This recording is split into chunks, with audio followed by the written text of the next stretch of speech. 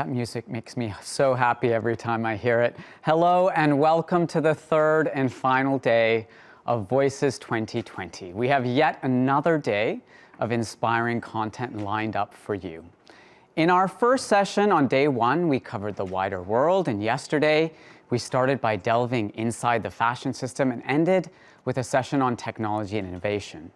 Later today, we round up our event with a session that asks you to live your best life. But now, in session 4, we go into the heart of one of the most important fashion stories of the year, reinventing retail. Have a look at this video we filmed on the first day of Voices 2020, so you have some context on where we're broadcasting from today and get a better sense of this big story that's shaping the industry this year.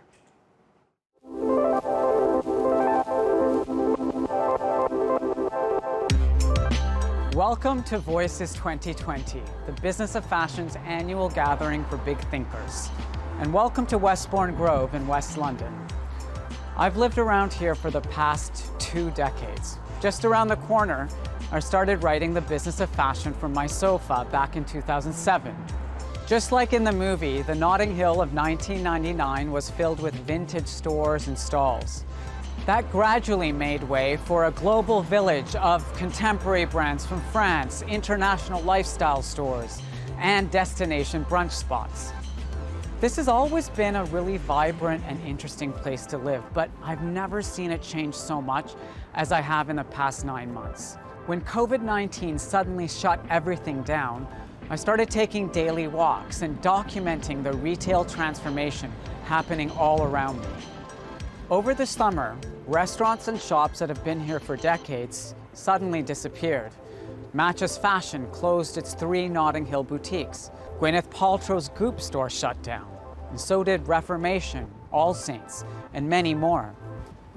Then, almost as rapidly, a whole series of new retail concepts and restaurants opened up, from greengrocers and CBD purveyors, fashion outlet stores shedding inventory. There was a retail transformation happening right before my eyes. By the time September rolled around, it became clear that we would not be able to hold Voices at our regular venue at Soho Farmhouse in Oxfordshire. So we thought, why not a pop-up Voices studio? So here we are on Westbourne Grove, right in the future of retail, the heart of one of the most important stories in the fashion industry this year. And throughout Voices 2020, we'll be broadcasting from here, our COVID-secure studio. We'll have some speakers joining us virtually and a handful of in-person conversations. And we've been working on some pre-recorded talks, especially for this event over the last few weeks.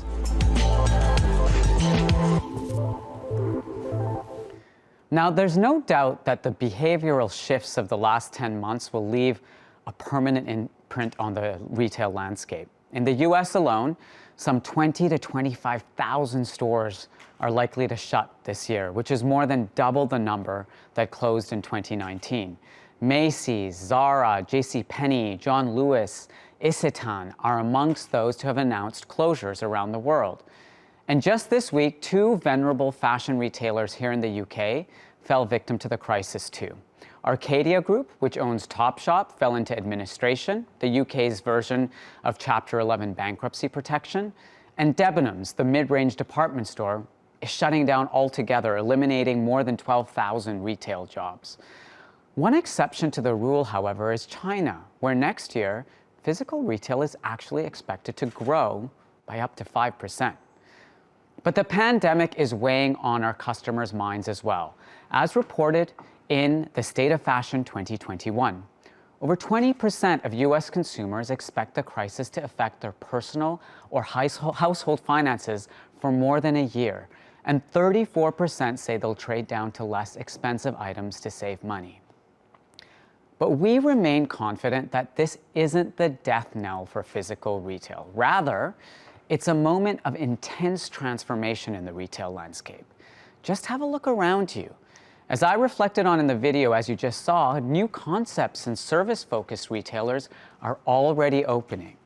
And to shed some light on these new retail archetypes, I'm pleased to welcome one of our Voices alumni and the host of our recent podcast series, Retail Reborn, Doug Stevens, to give us a preview from his upcoming book, due out next year. Consider this the sequel to Doug's popular talk at Voices 2017, only delivered in a way that had to adapt to the COVID-19 era. As you'll see, his insights are as valuable as ever.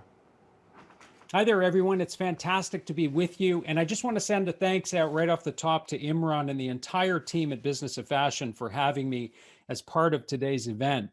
You know, it seems almost inconceivable to me now that about 11 months ago, myself and 37,000 of my colleagues from around the retail industry converged on the Jacob Javits Center in New York City for the annual pilgrimage known as the National Retail Federation Show, or the Big Show as it's known in the retail industry.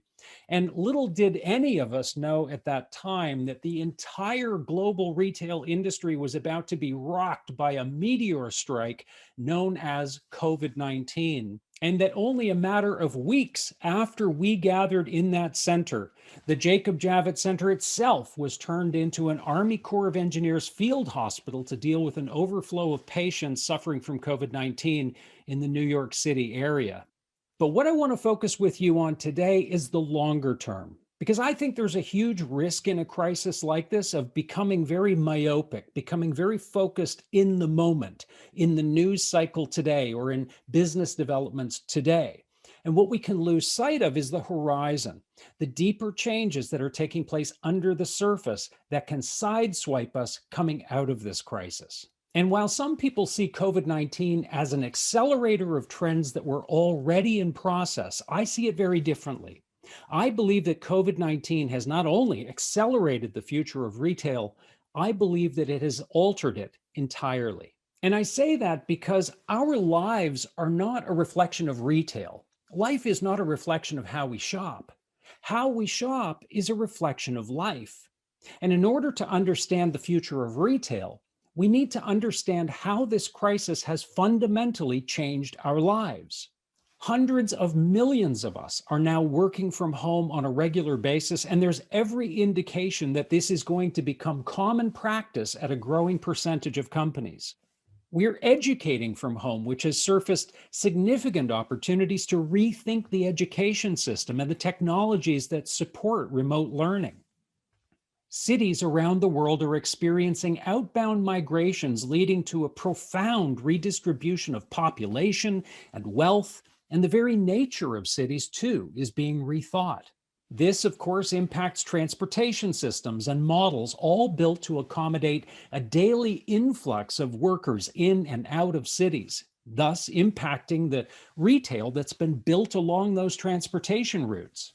And finally, even the social and professional experiences that we are having are being reshaped, moving us closer to quality interactions and effective levels of productivity via technology. And none of this should come as a surprise because, frankly, if you go and you stand on the corner in any major city in the world and you look around, 99% of what you're looking at was created in the industrial era for an industrialized world. None of it was created for the digital era. And so I see COVID-19 not as a mere accelerator. I see it as a threshold, a unique wormhole in time where society as a whole is being pulled out of the industrial era and across the threshold of the digital age. Now, for many companies, that's been a terribly difficult transition. But for these companies, Amazon, Alibaba, JD.com, and Walmart, this has been like a 10-month steroid drip. When we emerge from this crisis, these brands are going to be infinitely stronger and more far-reaching into the lives of consumers, leading us to what I call the end of the beginning of e-commerce. And I say that because as we speak today, about $3 trillion worth of the global retail economy is transacted online. But the opportunity that still remains is $27 trillion worth of retail activity. And so as these companies now begin to consider how they continue this inordinate level of growth that they've experienced through the pandemic, it's my belief that they're going to start attacking that remaining $27 trillion worth of retail economy. But they're not going to do it simply by selling us more of what we're familiar with, more subscriptions, more electronics, more household goods, more apparel. No, My belief is they are going to start to attack categories that are both vulnerable to disruption and promise exponential returns in the form of revenue and profitability. Categories like banking, insurance, education, shipping, and healthcare. And when you start to explore the tentacles that these companies have already put into these categories, it's absolutely stunning. For example, if you look only at Amazon's activity in the field of healthcare, over the last 3 years, the company has launched 9 major initiatives aimed at disrupting the category, culminating only a couple of weeks ago with the announcement that Amazon was starting an online pharmacy. Just on the announcement alone, the stock of CVS and Walgreens tanked. And so it is completely conceivable that in the years following the pandemic, Amazon will not simply be shipping groceries and apparel items to your home. They may be your child's tutor. They may be your savings, your checking account, your credit card. They may be your healthcare provider. In fact, they may hold the insurance policy on your home and your automobile. And when that happens, these companies are going to transform from being large international retail enterprises to becoming more like utility companies that power every aspect of a consumer's life. They will evolve from being competitors to becoming apex predators. And I say that not as a pejorative. What I mean is that they will have achieved the highest possible level of their own evolution. They will have no natural enemies apart from themselves. And the danger, of course, in that, not just for retailers, but for all businesses, is that it puts Amazon in a position where it will no longer be reliant on its product marketplaces for revenue and profitability. In fact, it can use products and services to draw consumers into its life ecosystem. And that in turn will spark a chain reaction where large national retailers now begin to adopt and build out third-party marketplaces just in an effort to compete with these apex predators. And that will require that every other business in the market revisit its fundamental core positioning. But I don't mean positioning in the traditional sense. Traditionally, we've thought of positioning from the standpoint of luxury versus discount or convenience versus experiential. That's not what I'm talking about. Instead, I'd like you to think about it this way. In the post-pandemic retail era, purpose will be the new positioning. And by purpose, I don't mean your corporate vision, your values, your mission statement. All that is fine, but it's not what I'm talking about.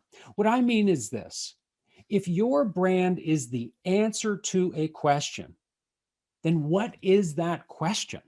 What is the one question that you and your brand alone is the ultimate answer to for a consumer? I'll give you an example. Why is it you think that we buy Nike products? Is it that we're simply buying decent looking apparel that's well designed and relatively affordable? Is that what we're doing? See, I don't think so. I believe when we buy Nike products, we're buying stories.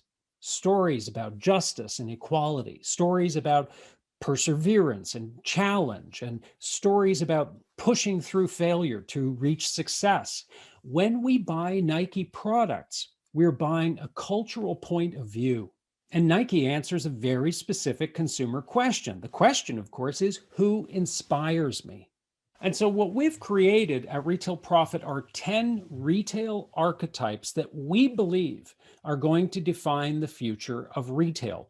10 archetypal business models that we believe are going to remain resilient, profitable, and vital in that future. And in that framework, Nike is the storyteller. Other brands may take a totally different approach, and we find a great example in Patagonia.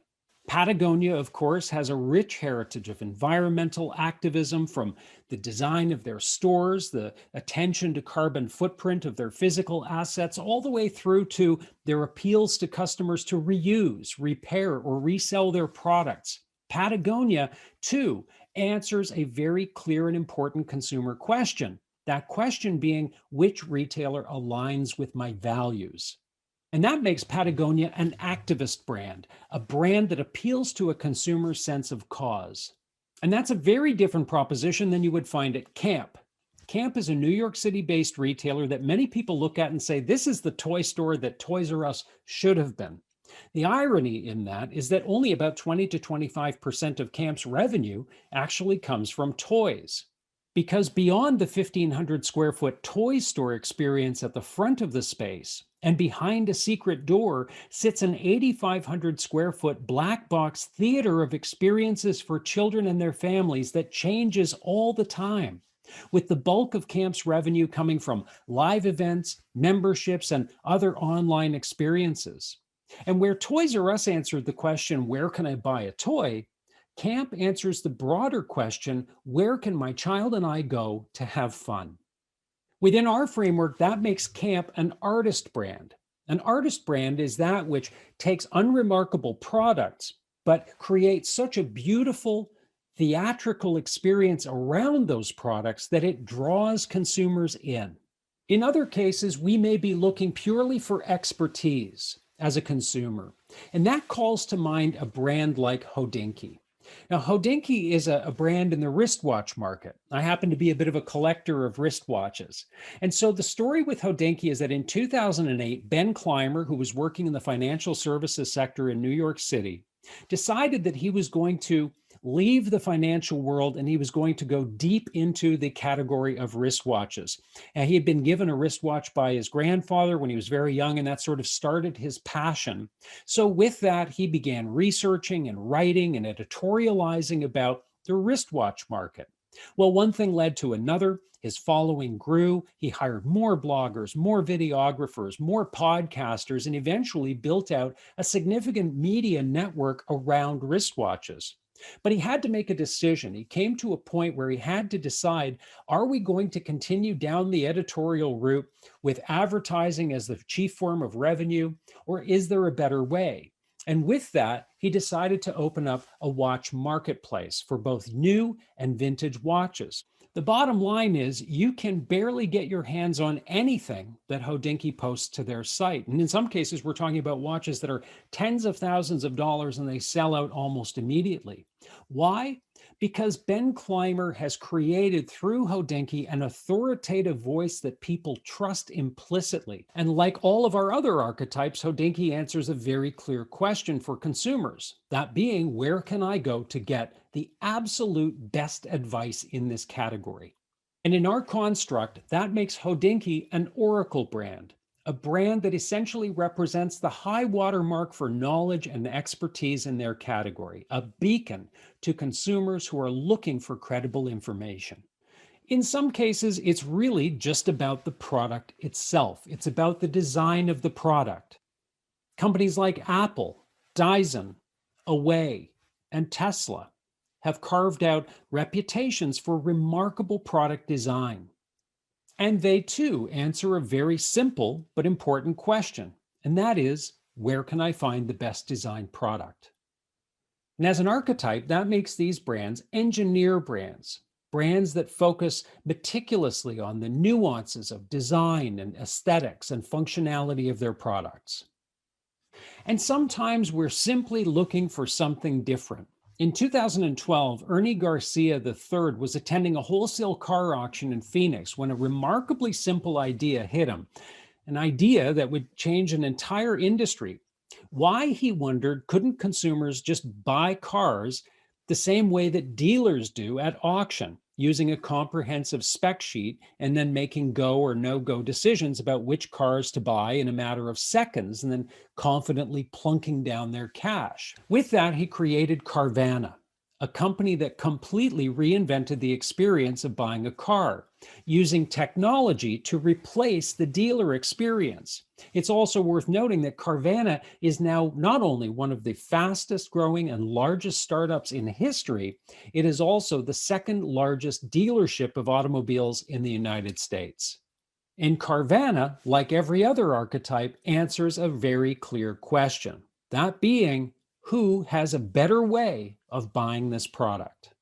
And in this construct, that makes Carvana and brands like Carvana renegade brands, brands that come into a market with a distinctly different or better way of buying that product, brands that change the price value proposition in their category, and in doing so, disrupt the incumbents in that category. Now, when you step back and look at these 10 archetypes, you'll notice something. You'll notice that they're broken into 4 quadrants: culture, entertainment, expertise, and product. In the post-pandemic era, it's going to be essential that every company, regardless of category, establish a dominant archetypal position in one of these quadrants. The next question, of course, is how do you bring these archetypes to life? How do you bring them to life in such a way that you can fight back against these apex predator brands? And the way I'd like you to think about it is this. In the post-pandemic era, your store, your physical assets are going to become a media channel. And your media is in essence going to become the store. So what do I mean by that? Well, what I mean is this. Every form of media now that the consumer has exposure to is no longer simply a call out to go to the store. Every form of media must be the store. It must give the consumer the ability to purchase in that moment of inspiration. We also have the means of building in elements of customer service, be it through chatbots or live streaming. We have the technologies to allow customers to try things, to experience things before they buy. And we can make every form of media within that customer's reach fully immersive, engaging, and shoppable. And so while most brands will never be able to compete with apex predators in terms of building out these massive life ecosystems, what they can do is build a robust media ecosystem that feeds opportunities to consumers to engage, to interact, and ultimately to buy. And if we do all this properly, it becomes a self-fulfilling system of engagement where the experiences in our physical stores become content that we can then push online in a shoppable way. And that shoppable content then drives consumers back to our stores for more experiences. And all of it, of course, connected by technology. And finally, I just want to leave you with one thought, and that is this. This is indeed a very strange and difficult time for many of us, both personally and professionally. But I want you to think about something else. The 1918 pandemic and the Spanish flu, for all of its disaster, and it was, 50 million people died worldwide, but it led to something else. It led to the Roaring '20s, a time of amazing prosperity, innovation, and productivity. And I have every confidence that if we as an industry can really dig deep, can become creative, can revisit our fundamental purpose and our positioning, deliver new value to consumers, and create remarkable experiences across all of the channels we sell in, that we too can experience our own version of the Roaring '20s, that being the Roaring 2020s. Thank you very much for your time. And thanks to Doug, I share his optimism, and we're going to cover so many of those topics as this session continues. And later, alongside Rachel Schechtman, Doug will be back at the end of our session on Reinventing Retail for a quick fire round of questions from the BOF community. So remember, you can submit your questions using the box on the right side of your video screen. Now, with billions of people sheltering at home, the standards and expectations of the last mile of customer service have risen dramatically. One excellent example of this is the UK-based company Deliveroo, something like Scootsie in India, or DoorDash in the US, or Ele.me in China. Restaurants are now sending detailed instructions on how to serve and present their meals. No more tacky takeout bags anymore. Deliveries come in less than 20 or 30 minutes, or they're considered too slow. And the customer experience has to be flawless. Fashion is an industry that prides itself on customer service, and yet, when the pandemic first hit, the readiness of many fashion brands to serve their customers inside their homes was at best mediocre and at worst sorely lacking. But now consumers do expect brands to come to them. Companies have had to quickly up their game. And one new enterprise, Toshi, is offering a white label service that promises to help them do just that.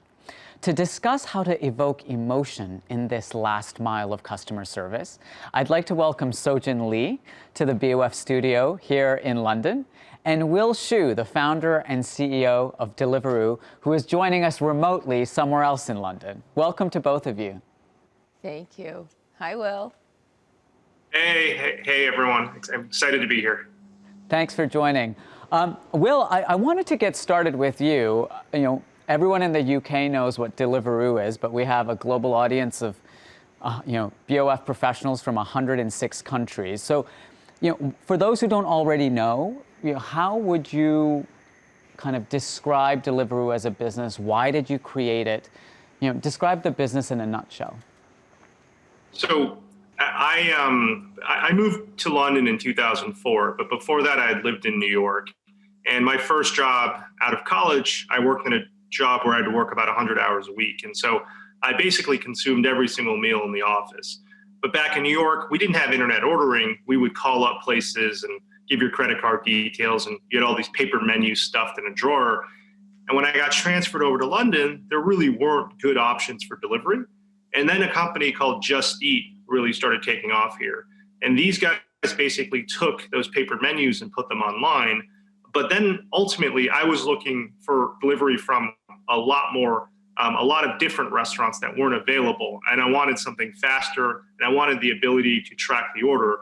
So ultimately, that's why I started Deliveroo, which is a three-sided marketplace between delivery riders, restaurants, and consumers. And the idea is, you're dealing with something that's an emotional product. It's food. Everyone thinks about food emotionally. It's mission critical because you're hungry. And it needs to get to you in under half an hour. And so it's a pretty difficult thing to get right, and it's an emotional product. And that's what we do every day, both from restaurants and grocery stores. Okay. And how did the pandemic impact your business? Well, if I was to judge based on my own behavior, there must have been a massive spike in demand for Deliveroo. I think for the pandemic for us, kind of a tale of two halves. At first, actually, in Europe and the UK, where's a lot of where we operate, restaurants were shut for both dine-in and delivery for quite some time. So it was actually a pretty difficult time for us initially. And since then, we've seen a pretty big increase in growth, driven by just new users to the category primarily. Okay. Sojin, let's turn to you. Toshi is a much newer business, and it's, I think something you started just back in 2017. So you've been kind of working in the background. This is kind of your big debut to share your master plan with the global fashion community that's watching online. How does Toshi work? Why did you set Toshi up in the first place? Sure. So I set Toshi up because I'm always interested in following consumer behavior and consumer demand. So when I look at the data plays, it really showed that this concept of on-demand and convenience is critical, right? We already have people like Deliveroo, we have Uber, we have this concept of, the immediacy also because of Amazon Prime. So on-demand was certainly important when it came to being able to reach your consumer faster. But then ultimately, because our sector is fashion, I think on-demand, for the sake of on-demand, is certainly not enough. So we decided to bookend that with service in the sense that, well, let's bring the product to the consumer's location, but then in effect, deliver for them the services that they're used to receiving in the dressing room. So things like, as you see here, wait and try, bring me extra sizes for free, do a basic fitting and a pinning, inspire me and bring me other things that I would like to see and buy. And also, ultimately, the ability to also do try before you buy, which is let me see it before I pay for it. And other commodities already do this, right? So manicure, pedicure, it's all coming to me, to my location on demand. And our sector was ripe for this kind of disruption. So Toshi really is saying that we believe that the next opportunity lies in home service or office, wherever that location may be. But we believe that it will be a normal third channel of sales in the near future. So it's complementary and it sits between offline and online. Yeah. So you started this business pre-pandemic, Yes. and then the world changed. It's almost like there were two different worlds, pre and post coronavirus. you've been trying to sign up brands to this platform for some time. And I can imagine, knowing our industry, that there were some very challenging conversations trying to explain this vision to brands. I know Chanel, for example, was one of your first partners, which is an amazing partner to have. But maybe not everyone fully understood or bought into the vision of Toshi until the second world happened, the post-corona world. Yeah. Talk about what it's been like kind of getting industry players like Chanel onto the platform. Absolutely.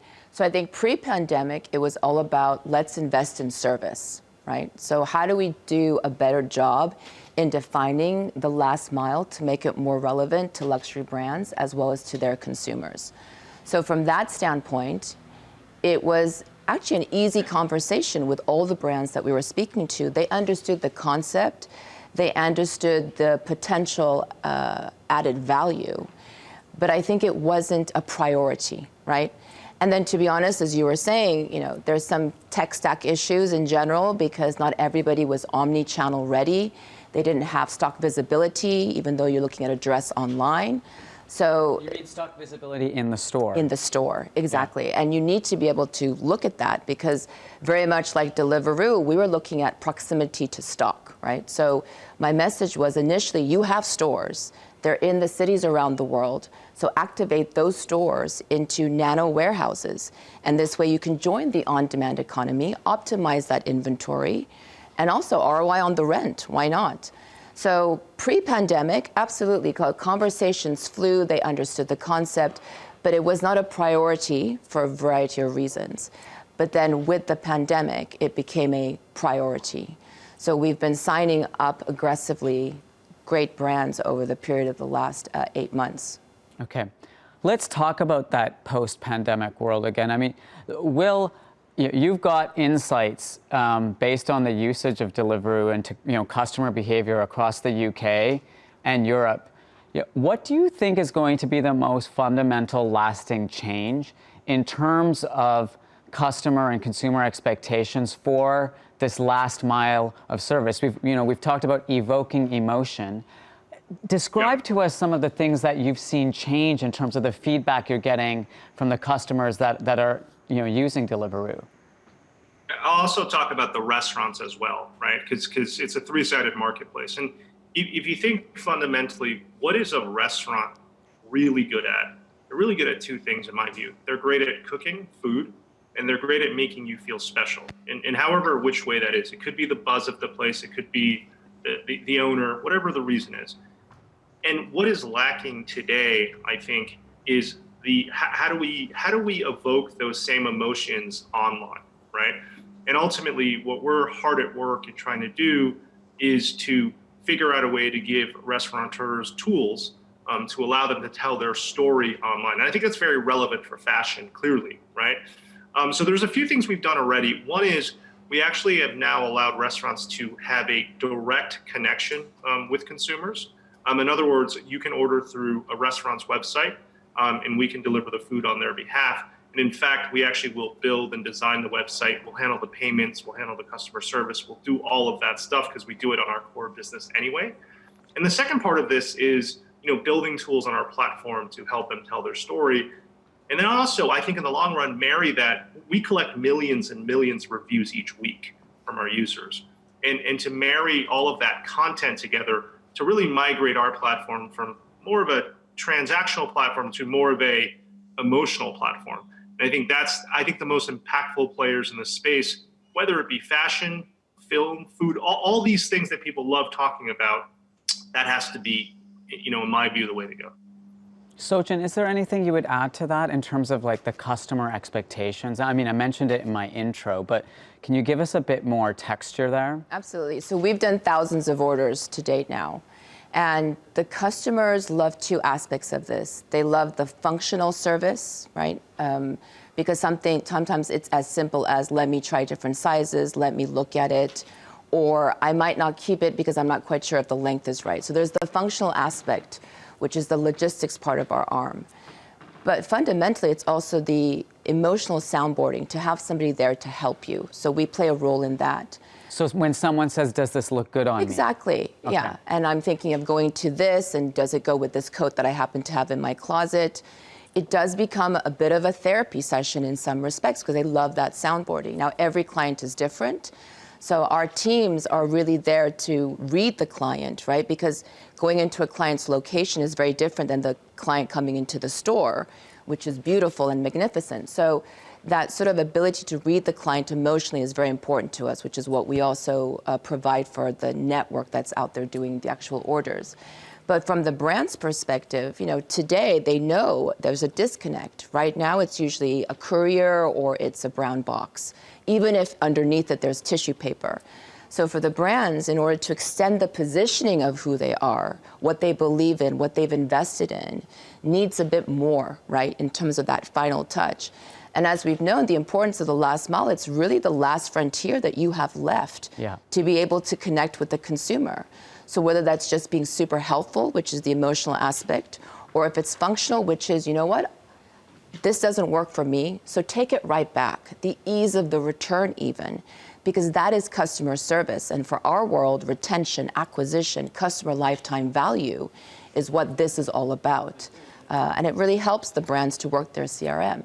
And just like Will was saying, what we do is we have 2 activation points, right? So we can be activated, this service can be activated inside the brand's own website, or it can be activated directly from store as well. Yeah, in a way you both become kind of white label platforms for companies that want to integrate this kind of service into their own websites or apps or whatever.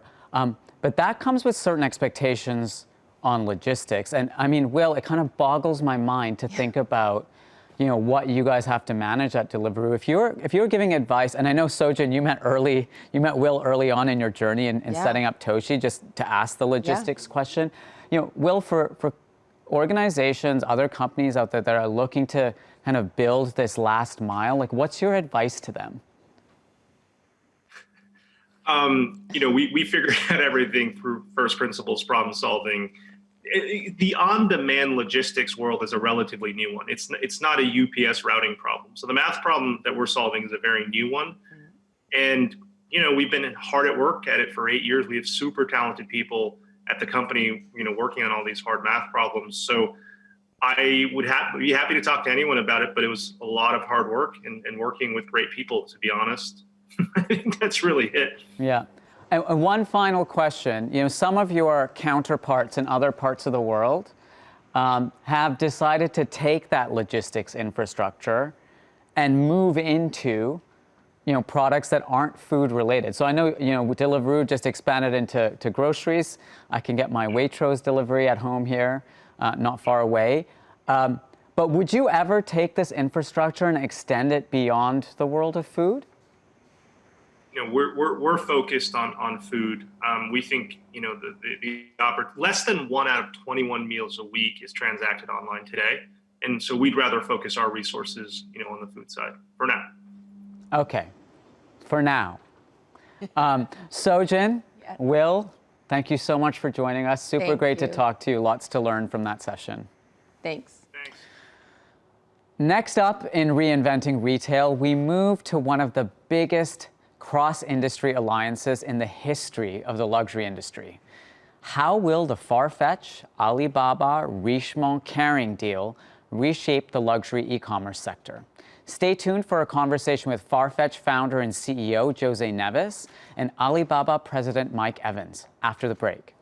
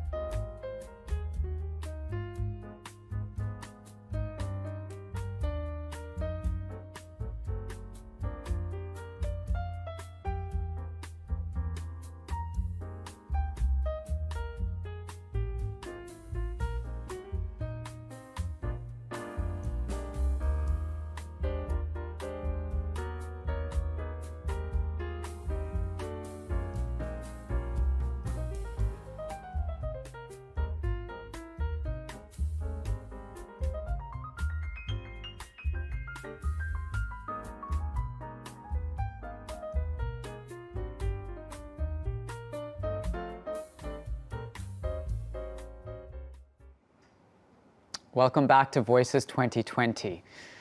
Opportunistic investment was theme 7 in this year's report on the State of Fashion 2021. It offered a prediction that companies will begin maneuvering for the post-pandemic reality to grow market share and expand their capabilities.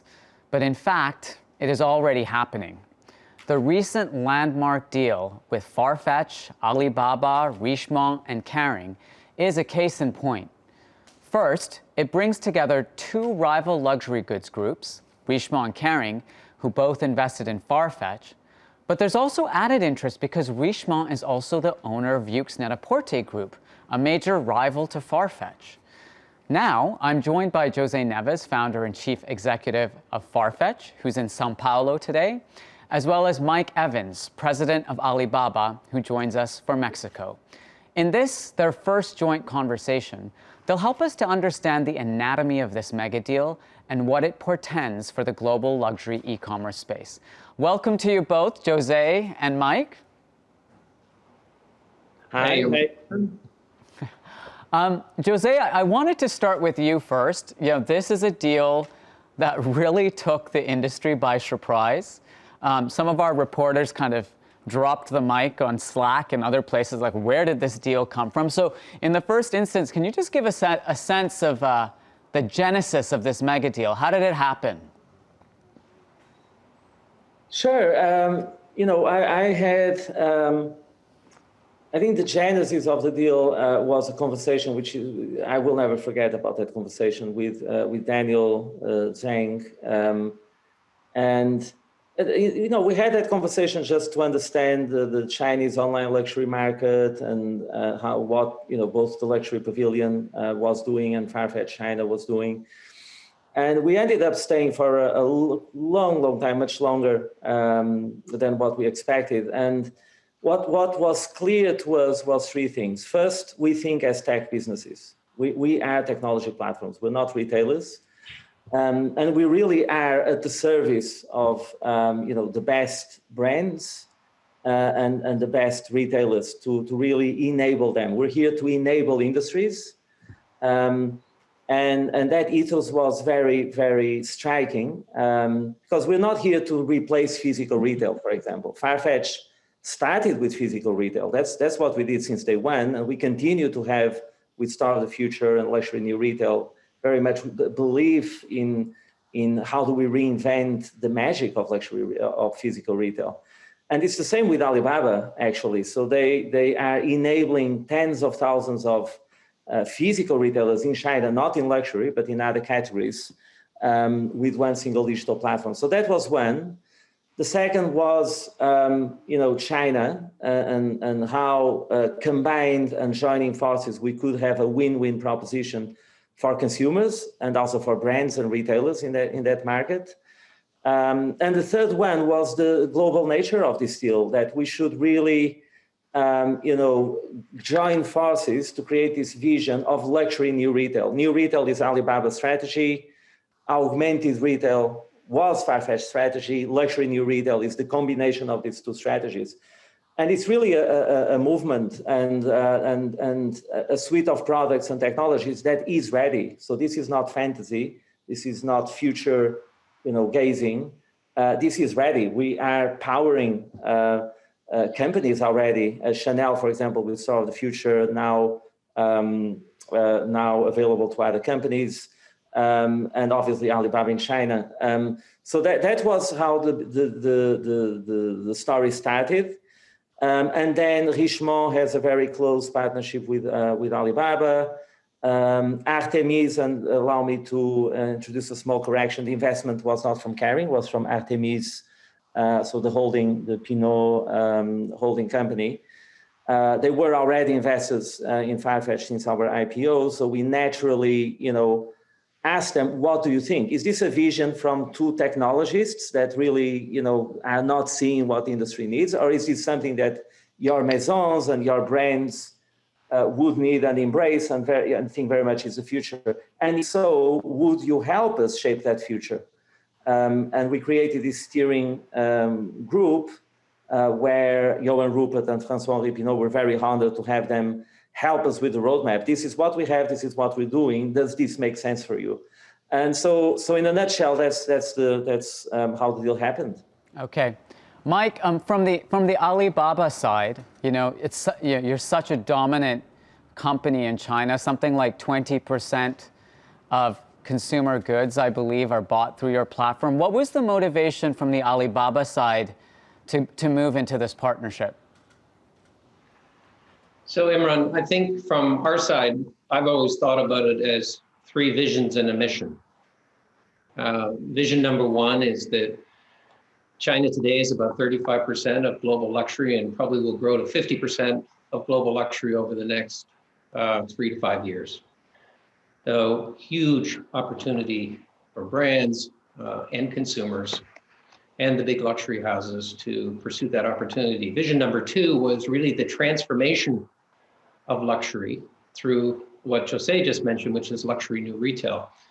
We have the new retail technologies. Farfetch has the new retail technologies, and we think this is the way to end this sort of silly distinction between you're either an offline service provider and therefore you don't like online, or you're an online service provider and you don't like offline. The two are never meant to be separated. It's all retail, and we need to make things easy for brands, merchants, but we also need to make things easy for the consumer. We do that with the new retail technologies. And I think the third vision was that this should be done globally, not just in China. But in order to do it globally, you have to have partners. You need technology partners, but you also need brand and luxury group partners. So this cannot be done by a single entity. You need to do this together. And so those 3 visions basically allow you to have a single mission, which is the digital transformation of luxury, and make it easy for brands, for consumers in China, outside of China, online, offline. That's never been done before. And so that's an ecosystem that we want people to join and be part of. It's not an ecosystem that we created to dominate and exclude. Got it. Okay. Yeah. No, on that point, when you hear all of the players that are involved with this deal, there's one player that's noticeably absent, which is, the dominant luxury group in the sector, LVMH, which owns something like, 75 different brands, not all of them fashion, of course. Was this something that you took to LVMH? I know, for example, Jose, some LVMH brands are on the Farfetch platform. If this is something to kind of really bring the different players in the industry together to kind of create this standard kind of operating platform for the whole industry globally across physical and digital retail, why isn't LVMH in the mix here? I'll go to you first, Jose. Well, we spoke initially with the groups that already have a shareholding or a JV relationship. In the case of Richemont with Alibaba, in the case of Artemis with Farfetch. But this is open to everyone. This is absolutely. This is 2 platforms joining forces to create a single unified platform across online, offline, mono-brand and multi-brand, by the way, because CEOs think of a matrix of 2 by 2. The consumer thinks as a circle, right? And this needs to be transformed. And I think this year clearly showed that. And that's what we have. And we have ready to go and out of the box. And for everyone, for all the luxury groups, obviously LVMH, other luxury groups, for medium brands, for smaller brands, for retailers, for department stores, and I think for medium and small brands, actually this is an incredibly powerful combination, because with one single integration and without the need of producing one single product more, which is also a very sustainable approach, you're suddenly visible, not only on the Farfetch, platform, but also on the mobile platform with a cross-border model, which is transformational for small, medium brands, but also for large that already may have a position, a storefront on TLP, and maybe they have 100 SKUs, With this, they will have 5,000 SKUs. They will have the global inventory, which gives them much more visibility, more platform than before. Again, without producing a single item more, and giving Chinese consumers, because that's what's in it for the consumer, the ability to shop real-time fashion from Milan, from Paris, from New York, from LA, from Tokyo, from wherever they used to love shopping, and now, unfortunately, they're not able to. So this is, I think, a win-win for all participants, and it's open to all. So everyone's invited to join. That's good to hear. So we'll track the other brands and maybe groups that decide to be part of it. I wanted to turn the conversation and focus a little bit on the Chinese market. Earlier in the event, we've been talking about kind of, China basically bucking the global trend in terms of economic growth, consumer confidence, a series of measures that show that, China has, of all the countries in the world, the major markets in the world, China has, already, in a way, come out of the crisis stage, and things are turning back towards growth. So Mike, as that's a kind of market that you know very well, can you just paint a picture for us right now of the retail landscape in China and how you expect that to evolve, and any lessons to share that might be applicable on a global level? Sure. I think the most important thing that China did to allow its economy to return to, say, 4.9 or 5% growth and allow retail confidence to reemerge was they got on top and solved the problem of the pandemic. And when I talk to my teams in China, when I talk to Daniel almost every week, the message is very simple, which is look at how normal China has come back to in terms of what's happening on our platform. Look at 11/11, where we sold 75 billion US dollars in our global shopping festival. Look at our published results in terms of the growth in our business, both growth in consumers and growth in revenues. Everything tells you and shows you that China has returned to pre-COVID levels of consumption and consumer confidence. And that's because they got on top of the pandemic, eliminated it, and they're aggressively on top of any sign of an outbreak anywhere in the country. Now, the second thing is that I think that China's also been a growth in sectors that are not growing. So luxury is probably going to decline by close to 22% globally this year, according to the independent studies.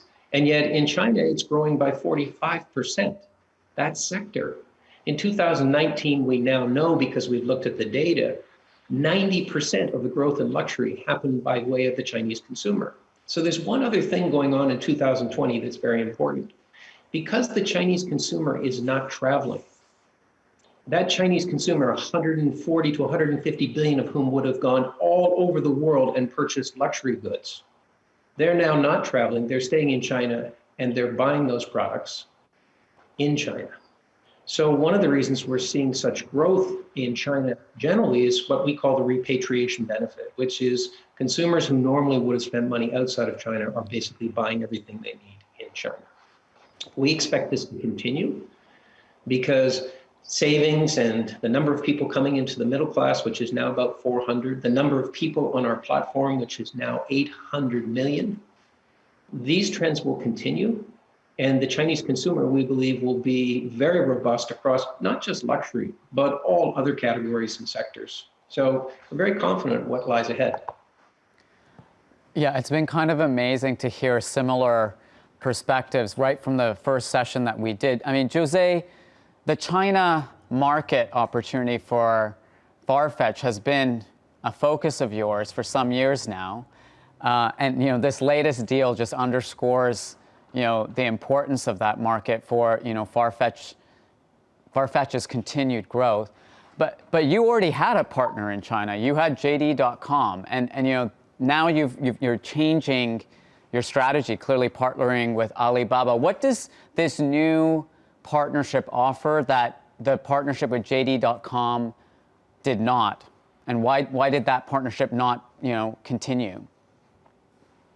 Listen, first of all, I have huge respect and admiration for JD, for Richard Liu, what he's built for that team.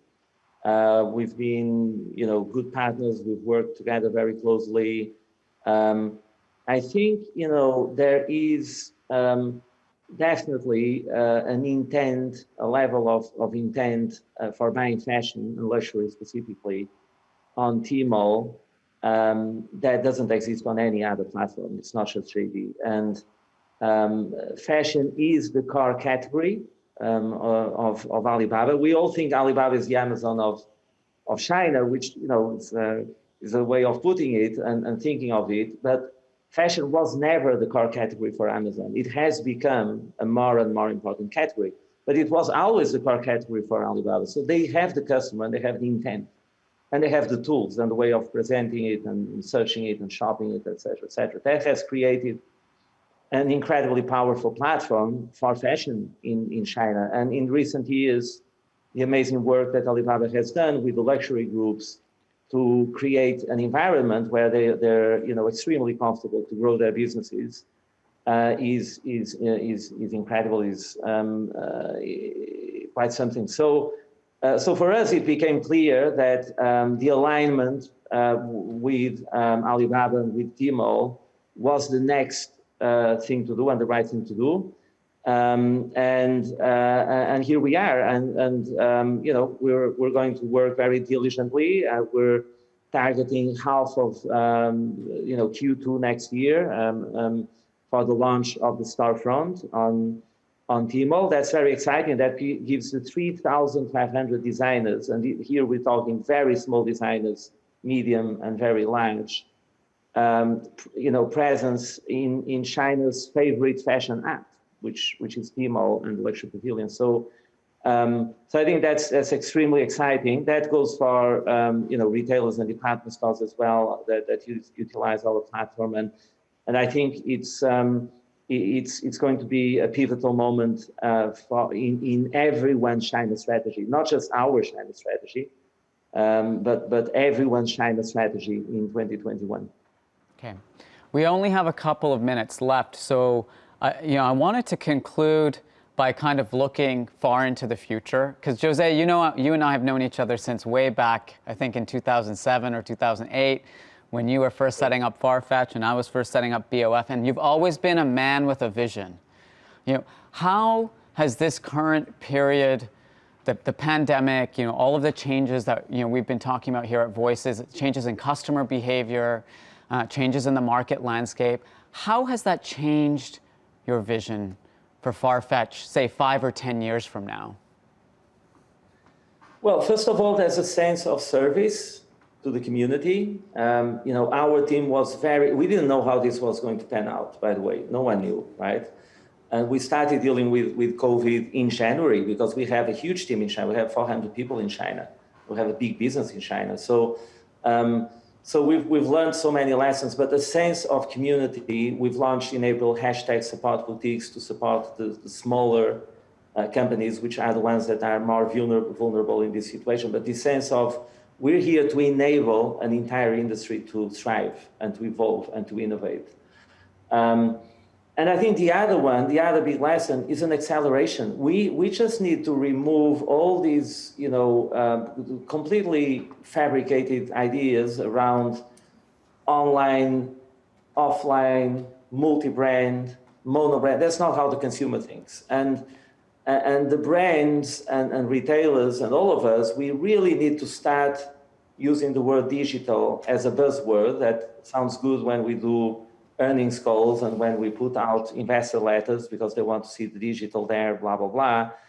And really say, guys, there's no digital or physical, they're one, right? And single view of inventory, single view of customer, single view of journey across multi-brand, mono-brand, online, offline, globally, including China. We need it now in 2021. Not in 2025. And this is what I'm absolutely laser focused in leveraging this partnership with Alibaba, but also what we already have. This already exists. It's not a futuristic vision. And how can we make it easy for brands to embrace that vision, working with us and potentially other providers and other partners, of course. Okay, and Mike, just some quick thoughts from you. We're almost out of time, but it strikes me. Earlier, you said, this is a global partnership. Alibaba is thought of as a Chinese platform. Looking into the future, where does this deal take Alibaba on a global level? It takes us to a place that will allow the business to be understood, of course, as the home market being China, but the export of technologies and creative solutions for the future of retail can be enjoyed in multiple markets around the world. So it isn't about setting up a business in every country. It's about using technology and finding partners like we did in this transaction, but as we have in many other transactions, which we can talk about some other time, outside of China, where we can bring what we're really good at and partner with others who have technology and capabilities that they're really good at to create an experience for merchants and for consumers that cannot be created today in a single entity. And that's what is exciting about this transaction. There are options in terms of things that we can do with Farfetch and with Richemont and with NAP and with all of these partners that wouldn't be possible if we tried to do it our alone. So that's what's exciting, and that's what we're looking forward to, and that's what we're going to execute on. Okay. Well, I look forward to catching up with you both maybe a year from now to track the progress. Thank you so much for joining us today and giving us the backstory on this mega deal. Thanks, Imran. Thank you, Imran. Bye, guys. Bye. Bye. Now, the pandemic has created a reality check for direct-to-consumer brands as well. And really, it's forced them to reconsider everything. Around the time of the Great Recession, a new business launched out of the Wharton School at the University of Pennsylvania. It was called Warby Parker. And the rest, as they say, is direct-to-consumer history. The company pioneered a unique model that offered value pricing on eyeglasses that would normally cost as much as double or triple elsewhere, employing modern branding and digital infrastructure to make the business work. Let's call this the beginning of the DTC 1.0 revolution. Soon, however, this formula was replicated for all sorts of new categories with scores of new companies valued in the billions of dollars, from Away luggage to Hims hair loss, from Harry's razors to Glossier beauty. Well, a decade later, another revolution is now afoot. The pandemic has been a reality check for direct-to-consumer brands, many of whom were spending a fortune in acquisition costs and burning through cash. These incumbents were also unprepared for the Generation Z mindset, which values purpose-driven companies that go beyond these DTC 1.0 formulas. It's now time for the first section of our two-part talk on a new playbook for direct-to-consumer brands. And I'd like to introduce two advisors who worked closely with the founders of Warby Parker when the business model and branding strategy were still forming. Since those early days, both of these speakers have gone on to work with scores of DTC brands in mapping out their strategies. Here are Anthony Sperduti, Executive Creative Director, Partner, and Co-founder of Mythology, and David Bell, Co-founder of Idea Farm Ventures and a former professor at the Wharton School, to talk about overhauling the DTC playbook. It's interesting for me, looking at what's been going on with DTC brands even before the pandemic. It struck me that a lot of the new brands being launched just were struggling finding relevance. Both you and I worked on Warby Parker in the early days and continue to do. And I really look at them as the first and foremost direct-to-consumer brand. And a lot of the things they did, a lot of the attributes to their brand became what I see as the playbook that's being a bit overused at the moment. Having a founder story that was really the everyman founder story, right? Like having Neil and Dave and Jeff and Andy talk about their pain points with eyewear and being really, really peer-to-peer about it. One set of millennials to another set of millennials. Selling that brand and that product, and people really, fell in love with that. And there was the Warby Parker school bus, kind of the iconic bus that traveled around the country. There were the stores and showrooms, and then eventually now sort of full-blown retail. So I think that's one thing as we kind of jump forward into what's happening now, that the offline world is actually super relevant, and the ways that you engage with your customers sort of viscerally and in real life experiences becomes really critical to the brand. Having that as part of the narrative and part of the story also became part of that, what I would call Gen 1 DTC playbook. I think the first wave has run its course, and it's the factors of 2020 are really going to accelerate the evolution that's really been necessary to keep the brands that are talking directly to consumers relevant. And especially now as Gen Z starts to have more purchasing power and is starting to come of age. Ubiquity becomes noticeable to consumers. So, consumers, the idea of the just noticeable difference kind of disappears. And so that actually gets into the mindset of the customer. There's a cognitive trigger that goes off, and you kind of realize that everything around you almost looks the same. And you also realize secondarily that the sameness not only is sort of perpetual, but the sameness is cutting across all the different products that you're encountering as a consumer, whether it's your shoes, whether it's your toothbrush, whether it's the t-shirt that you're wearing, whether it's the products that you're putting in your refrigerator. And so on that sort of psychological, almost subliminal level, that realization starts to kick in. And then because of that, when something new comes along, because it's not differentiated, it just kind of merges into that great, I think, as you said earlier, sea of sameness. For the fun of it, my studio and I put together very quickly a fake brand. The Vowel is a new brand that we created in a matter of hours that sits in the middle of wellness, pet, and CBD, probably the three biggest trends in brands right now, millennial brands. We started with the name Vowel. We dropped the vowel out of Vowel. We then put it into a typeface that is a little retro and a little editorial looking. We cocked the O to make it just a tiny bit more quirky. We then, of course, added millennial pink because every millennial brand needs a good tonal color. The image we shot was one on a cyc with a bright color. We added some nice design elements to make it Pinterest ready. And of course, the image, really isn't successful unless it has a succulent in it. No millennial image is good without one of the succulents. The headline we wrote, the strap line, soothing dogs who bark, one organic CBD lozenge at a time. And our brand here has a social mission. For every lozenge we sell, another one is given to a dog in need, because of course every dog needs a CBD lozenge. And then lastly, to make the brand just a little bit more human and a little bit more cute, we added a set of illustrations to show that we're not a corporation, but we're really created by people. And this brand was done in a matter of 2 hours in between other projects. That's how replicatable the millennial playbook really is. Our studio knew that this brand really fit the playbook. We all could easily imagine it on the L train coming out of Williamsburg. And for better or worse, we knew that was a benchmark for a Gen 1 DTC brand. But also, Gen Z is now starting to become a force in culture. The economy, again, is uncertain and very uneven in a lot of different communities. And the social unrest that happened in the States over the summer, really was a reckoning for a lot of brands and a lot of corporations, but also that new crop of founders now. And so when you bring all of that together, for me, it really feels like it's an accelerant to this evolution where the next generation is going to start crafting these brands, and the brand's attributes are going to start mirroring what is really important to that next generation. And I feel like with all of these things happening all at once, it's really going to speed up.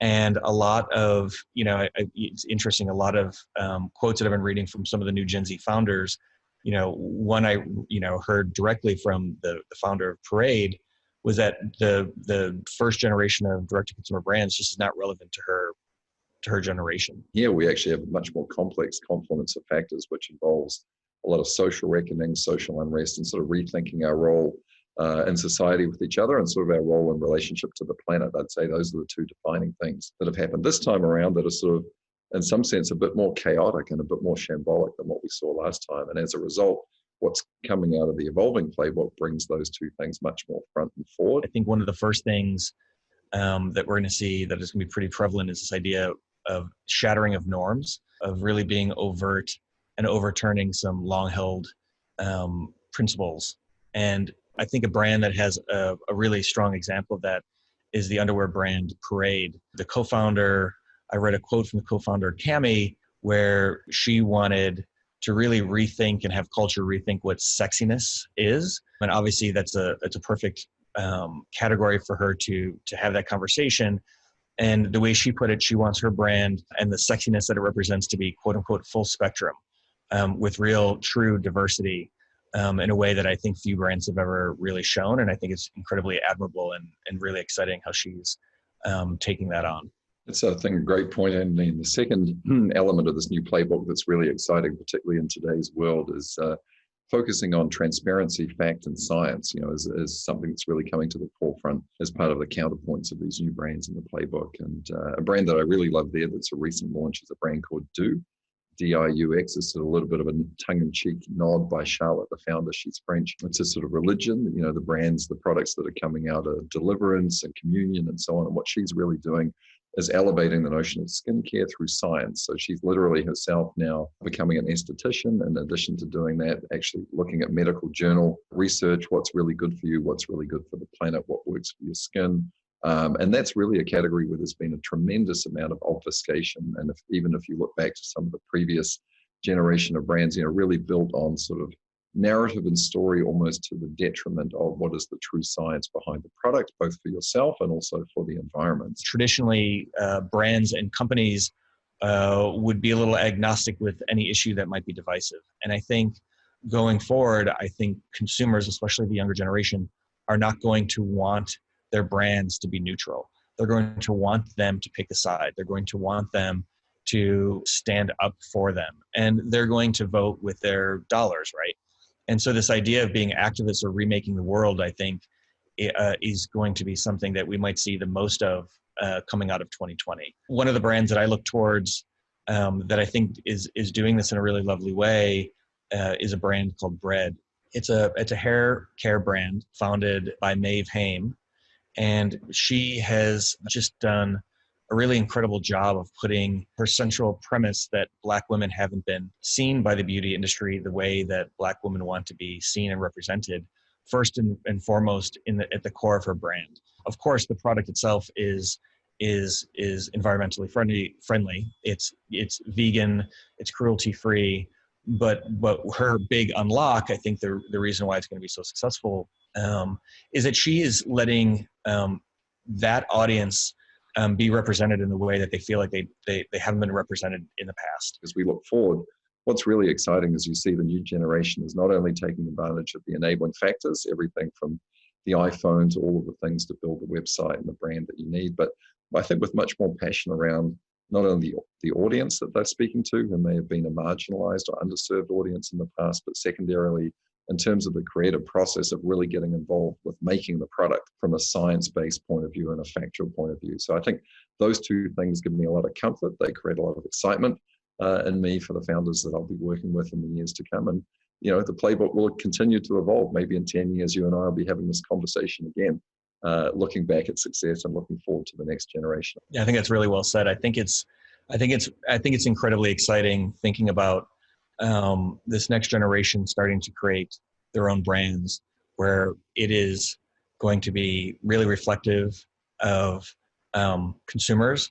The wildly diverse set of new founders coming up on the scene, I think, is just going to make this next generation of brands incredibly exciting, incredibly powerful, and to your point, really needed.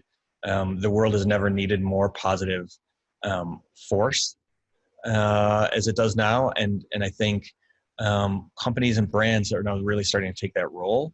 And I feel like this generation coming up is going to take that pretty seriously and is going to really imbue their brands with that spirit. So I think it's pretty exciting.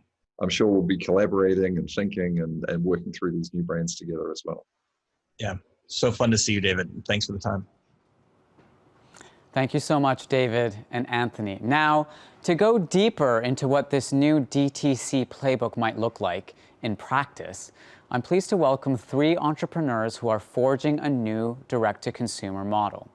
Based in LA, Claudia Tang and Olamide Olowe are the co-founders of Topicals, a skincare brand whose products are targeted at the 1 in 4 Americans who experience chronic skin conditions such as eczema and hyperpigmentation. And also in LA, we have Cami Tellez, the founder and chief executive of Parade, mentioned just in our presentation just now, a community-first underwear brand for women. Both companies have bucked the trend in venture capital fundraising. They're led by women of color who've raised millions of dollars in an industry that's traditionally overlooked opportunities in women's lifestyle and wellness brands. Claudia, Olamide, and Cami will be in conversation with our senior editorial associate, Alexandra Mondelek, who's in Naples, Florida today. Over to you, Alex. Thank you so much, Imran, and welcome again, everyone. I'm so excited to talk to you today. Thank you so much for having us. Thank you, Alex. Yeah, really my pleasure. excited. So let's just jump right in, thinking about some of the earliest generation of direct-to-consumer brands, some of whom whose founders are investors or have mentored each of you. And, you don't necessarily think that the eyewear market was ripe for disruption when we think about, say, Warby Parker. So how do you think about shaking up either underwear or skincare when it comes to Parade and topicals? Cami, why don't you start? Yeah, so I came into this market actually deeply understanding that we were in the midst of the D2C revolution. Warby Parker, Casper, and Away are all phenomenal companies, and lucky to count all of those founders as investors in Parade.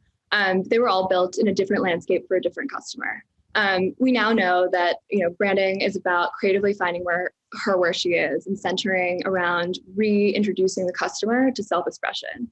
So fundamentally for us, I think I came into the category knowing that this was a $17 billion market in crisis. I grew up going to the mall, seeing supermodels blown up on massive storefronts, and knowing that there was a massive disconnect with the way that Victoria's Secret, who still owns a third of the market, saw their kind of product and brand story. I believe inherently that brands write cultural scripts, and I'm excited that we're running Parade at a cultural moment that no longer embraces that one note idea of sexiness. Fundamentally at Parade, we believe in underwear as a connective tissue between bodies, which are political, and style, which is creative. And so this fundamentally means that it's an incredibly dynamic space. It's filled with potential. At our core, really, we believe that, Parade is rewriting the American underwear story in full technicolor. And what that means, I think, is on one side, we had brands like Victoria's Secret that were, hot pink, over-sexualized, and really had one kind of very one-note idea of what femininity meant. And then on the other side, we had brands, for example, like Third Love or Lively, that were really focused on creating a very kind of nude and bland and desexualized expression for women. I think fundamentally we've kind of taken an approach that is, taking a step back and centers the idea that women and feminine identifying people are, bold, expressive, and freewheeling. And when we start with that kind of core assumption, I think everything else throughout the entire kind of expression of the brand kind of ladders back to, a completely new type of underwear brand. That has, in a year been able to kind of start to shift the category for the better. Yeah, I 100% agree with Cami. I think in our own category, we thought about it two ways. Both Claudia and I grew up with chronic skin conditions and never saw ourselves represented in the beauty story, whether that be because we were women of color or because we had chronic skin conditions. And then my previous background of starting a tween brand for Shea Moisture, which is one of the largest multicultural beauty brands in the world, I learned this idea of how retail is merchandised. And when retail is merchandised a certain way, it kind of grooms customers to believe certain things about certain categories. And so we saw in the hair care space with Shea Moisture, there was an ethnic hair care aisle and a hair care aisle.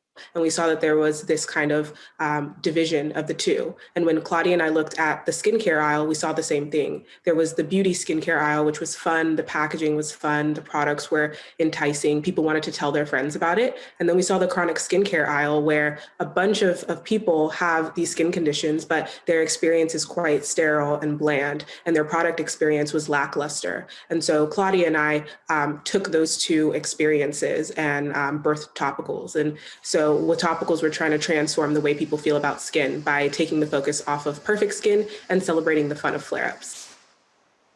Yeah, I think both of your brands, Topicals and Parade, really stand out to me when I'm scrolling my Instagram page. So to me, that's the signal that you've sort of bucked this bland millennial aesthetic. But I would love to hear a little bit more from each of you about how you avoid those cliches in that blanding millennial aesthetic for each of your own brands, and what really resonates with your consumer. Yeah, so I think fundamentally, at the core, I was 21 when I started this brand. And so much of the inspiration and direction for Parade was distilled from my own lived experiences. And I think that being the customer is a massive advantage. I know her better than anyone else because in many ways I am her. And it's actually something that Alameda and I speak often about. I think at our very core, when we're thinking about the building blocks of the brand, so much of Generation 1 was built by a very similar group of people. Branding agencies that were kind of coming in as almost strangers to a category, strangers to founders' perspective, and building something that that was what they saw as a solution. And I think more broadly, when we take a step back, I think that Alameda and I, and Claudia and I, all of our brands are kind of centered on reintroducing the customer to the idea of how they engage with this product and this category as a whole. We're thinking about how we can spark, I think, a new interaction that's really based on self-expression. And I think what Claudia said, or what Alameda said around fun, I think is critical for us. And I think at Parade, we're always thinking about fun. We really believe that fun is an underutilized emotion in brands. And we're looking always to engineer more wonder within our brand continuum. From the inception of Parade, I think we've set out to do everything differently and reinvent how digital brands look, feel, sound, act, and play. And I think at the very core, that begins with the kind of journey to launch and how you kind of build a team of both, people working on the visual language of the brand and also people who are working on, the tone and the voice. And I think for us, what we've learned is that really has to come from, internally, that has to come from the founders themselves to be able to consistently build a brand voice that feels new, and it feels that it can fundamentally kind of, rewrite a customer's interaction. Yeah, I think Cami touched on something that's really important at Topicals as well, which is that difference in perspective is so important. And I think that what Alameda and I really value at Topicals, for example, is bringing a different perspective to the way that people experience the beauty community. And I think that difference in perspective and really being one of our own customers, one of our own, a member of our own community, is it allows us to approach, I think, speaking authentically with our community in a different kind of way. Mm-hmm. What does speaking authentically with your community look like? What tools are you using? What platforms are working for each of your brands? Is it enough to be posting cute photos on Instagram with like a cheeky caption? How are you thinking about all of that community building effort? Yeah, I'm happy to go first. So I think fundamentally we started Parade knowing that one of the core pieces of the direct consumer landscape was that, Generation 1 was very centered on thinking about, paid channels as a core way to grow. And for us, we really realized that we had to focus more on community and organic first methods to be able to build a brand that was sustainable and lasted beyond 2 to 3 years to really 10 years. And I think that in that, we also really believed that, while Victoria's Secret had a very top-down way of building influence, Parade had to really center on a grassroots approach. And so community at our very core is, we have over 4,000 ambassadors. We're one of the biggest communities of any D2C brand. These are women and gender-identifying people and queer people, that are really in all 50 states and come from all sorts of different communities and backgrounds. And I think that, having these kind of like viral and dense, communities that we can kind of come into really comes down to kind of how we activate them. For us, so much of our model is really centered around drops. So taking our kind of existing sustainable fabric platforms and centering them on kind of like new kind of ideas and new brand moments. So from anything like Technicolor, which was a full LGBTQ campaign, to an ice cream inspired collection, to, sort of kind of Swarovski collaboration, we've been able to kind of consistently, and I think serialistically, I think to your point, I think brands today have to, look a lot more like media companies. They have to be able to create threads and create kind of ways of interacting with their customer that go way beyond just a single UGC post. You have to be able to create kind of rich content. And I think for us, one of the biggest pieces in both of our brands are both, both categories where people have emotional stories to share. And I think, specifically in underwear, everyone has a sort of upbringing and some sort of story of going to the mall, trying on the first bra. And I think that for us, one of the biggest themes we've been able to pull through is, what is your underwear story? And being able to share that from anything from an influencer to, a social justice kind of like activist to a member of our community to me as a CEO. I think continuing to kind of bring forward and pull forward the true themes across vulnerability and like self-expression, I think has been very successful for us. Yeah, I would really agree with Claudia. With Cami, in that our brand story really did start with what the consumer behavior was and what their experience was. And so we started with the fact that this person has always been an outsider. And so for us, we build stories around the fact that, we'll build stories around the fact that our customer has been left out. And so what we do is we retransform moments from the early 2000s, which is when our customer grew up. We like to say we're remixing the pages of 17 magazine or of different magazines that you grew up looking at. And so for us, what we've done to kind of, I think like Cami said, have this drop model where it's something fresh and new and really pushing the envelope with the customer is that we've done somewhat of like marketing drops. So back in October, for October 3rd, we launched a burn book that was, instead of talking bad about people, we turned it on its head and made it talking about beauty standards we wish never existed. And then as of recently on Black Friday, we dropped a set of conversation cards with our products for people to unlearn toxic beauty standards. And so really what we want our customers to be able to do is to have conversation amongst themselves and with us as a brand about how they want to change the narrative that has been said in the past. And I think Cami brilliantly said this with the fact that brands create cultural scripts or cultural narratives. We truly believe that. And we feel like, I think Cami, Claudia, and I feel that our brands are going to be able to rewrite a whole narrative and create this new industry in our own respective industries and a new story that our customer can be proud of. Absolutely. Well, I, again, just want to thank each of you for joining in today and sharing your insights here. And I'm excited to see what fun, inventive ways you keep your communities engaged. And with that, I will throw it over to Imran in the studio. Thank you, Cami, Olamide, Claudia, and of course to Alex for your time today. Next up, we'll dive into the explosion of the buy now, pay later model in digital payments. Just after the break, stay tuned.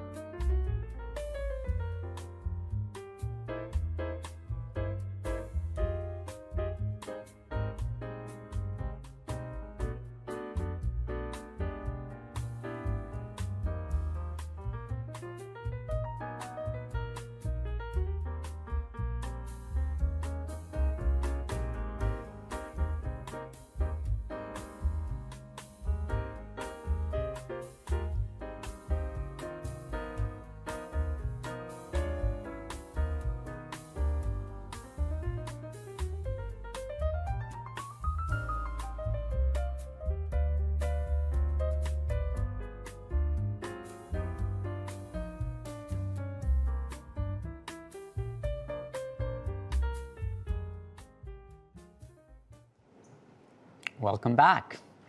About 10 years ago, when I visited Brazil to attend Fashion Week in Rio de Janeiro, I came across a payment model unique to the country's luxury market. You see, in Brazil, you can buy everything by payment plan. You can pay for your Chanel tweed suit in 4 payments, or your Hermes handbag in 7 installments, and depending on the kind of store and how much you're spending, you can basically split your payments into smaller and smaller chunks. Now, this buy now, pay later approach has come to Western shores. The financial burden of the pandemic has been weighing on the minds of consumers, so it stands to reason that attitudes towards purchases have shifted dramatically.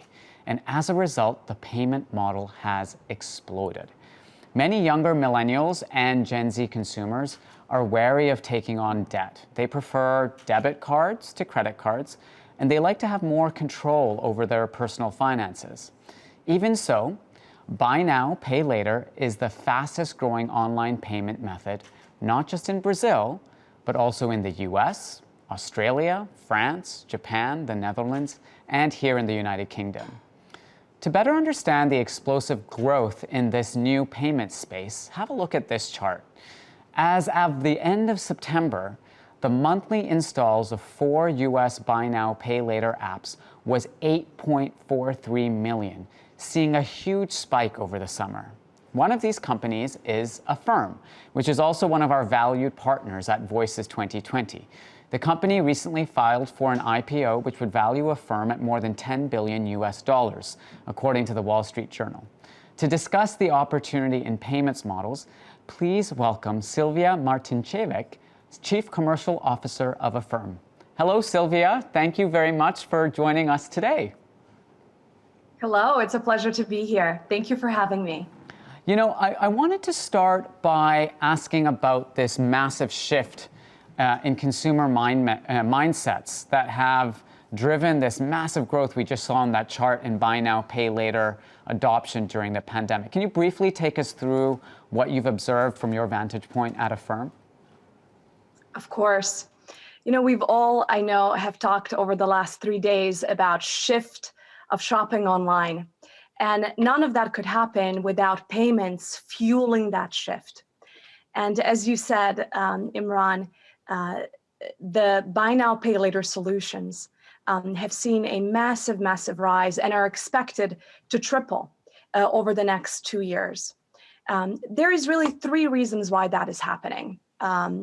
Affordability that buy now, pay later solutions provide, predictability, and transparency. So here is what I mean by affordability. All of us have had to adjust to this pandemic. Our homes, our home offices and schools and gyms. And if you are a consumer that's looking to buy office chair or indoor bike, these buy now, pay later solutions provide biweekly or monthly payments.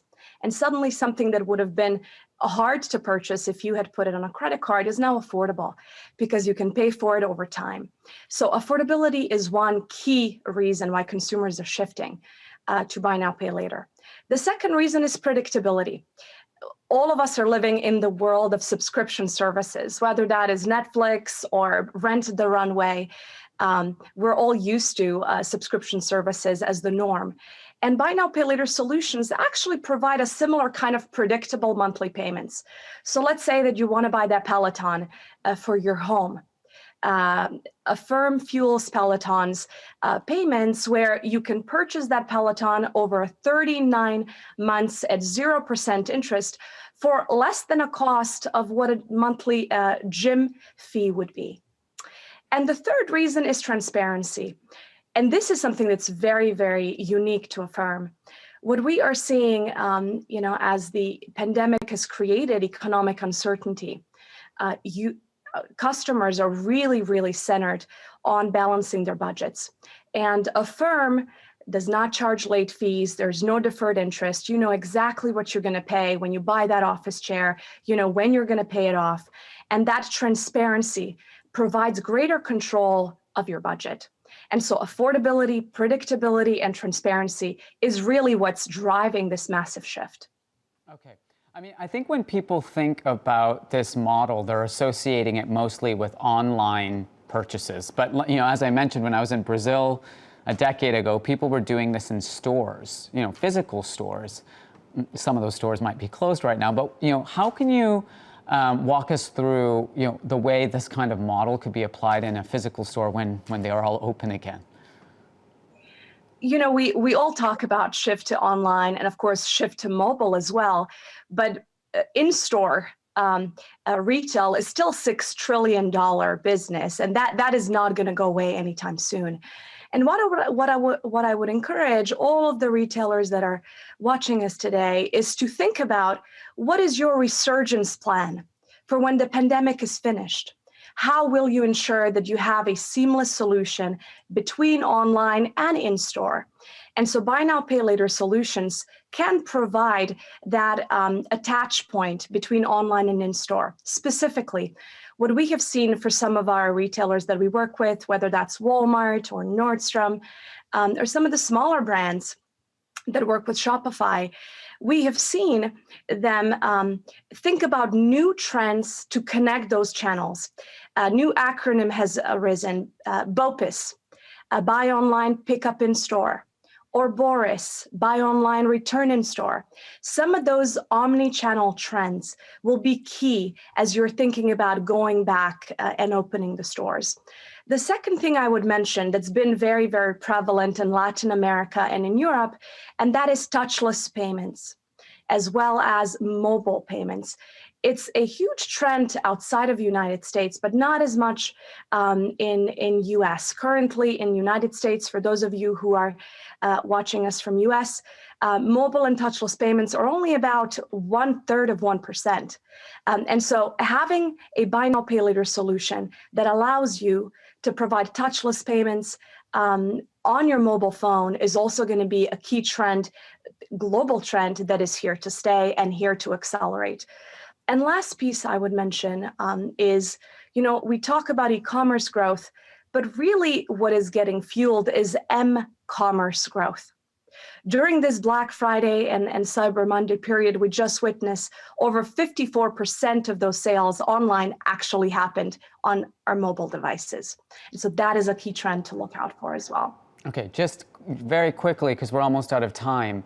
There are some concerns about the buy now, pay later model in terms of, increasing the debt load for consumers at a time when, everyone's finances are under pressure, especially young people. How do you ensure that these kinds of tools are not used irresponsibly that kind of create financial problems for your customers down the road? That's a very important question, and one that our firm deeply cares about. At the center of our mission is to create honest financial products that improve people's lives. Here's what I would say. The alternatives to buy now, pay later solutions are credit cards, of course. And I'm sure that all of us know someone who's gotten into trouble because of tricks or gimmicks of the credit cards. What's really unique to a firm and how we ensure that there is financial responsibility is that every single purchase, every transaction that a consumer makes is underwritten separately. We underwrite that transaction individually. And then you know exactly what you're going to pay without any late fees. We never charge deferred interest. And I think this solution allows you to be much more responsible. So when you buy that chair, we look at your payment history and your background, and we underwrite for that office chair. If you then go and try to buy something else, that is underwritten separately. We again evaluate your credit score and credit history. And I think that ensures financial responsibility. Okay, well, thank you so much, Sylvia, for your time. We've got to keep moving, but it was great to hear about this revolution in the payment space. Thank you for having me. Of course. Now, for our final talk in Reinventing Retail, we'll learn how physical retail is morphing into a new kind of media, where content is the new merchandising. Stay where you are. We'll be right back.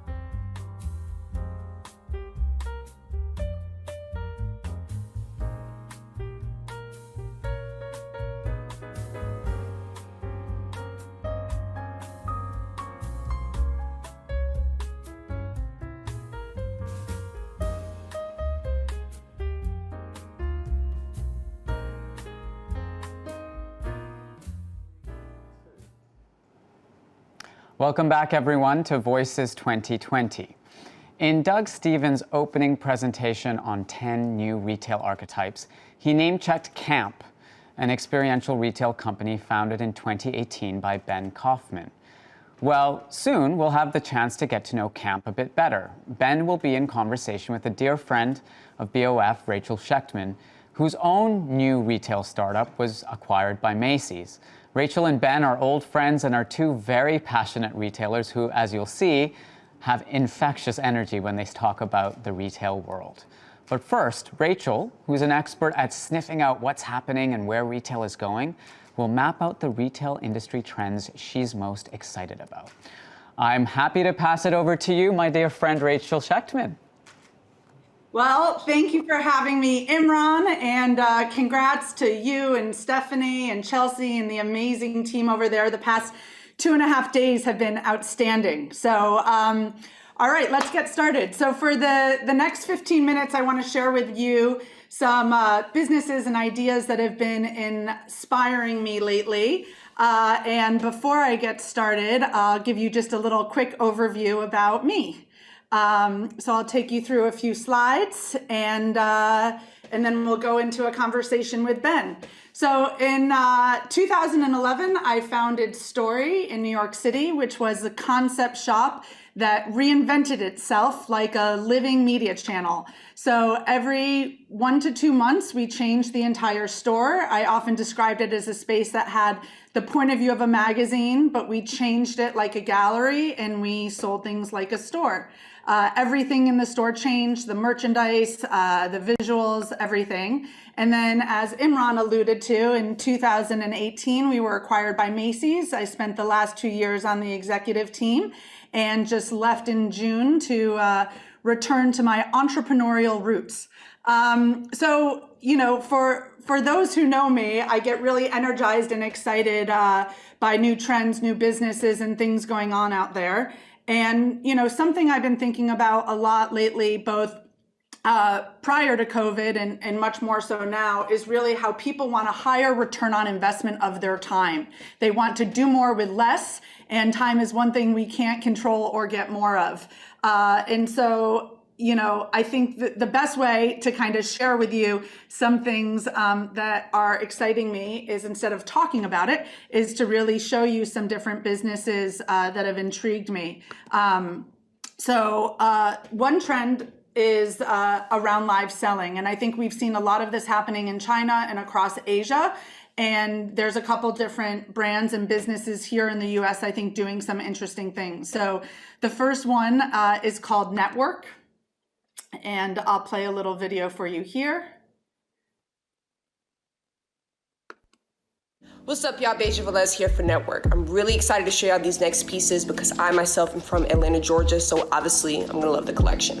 Right now, we're dropping a collaboration between New Era, the Atlanta Braves, and Migos, Offset. Offset himself put his own personal touches on these pieces, and it is inspired by his hometown, Atlanta, Georgia. In the capsule, you'll see that we have some hats, a tee, and a hoodie. And to get even more into the collaboration, we have a video from Offset himself. So let's go ahead, roll the clip. Where I'm from,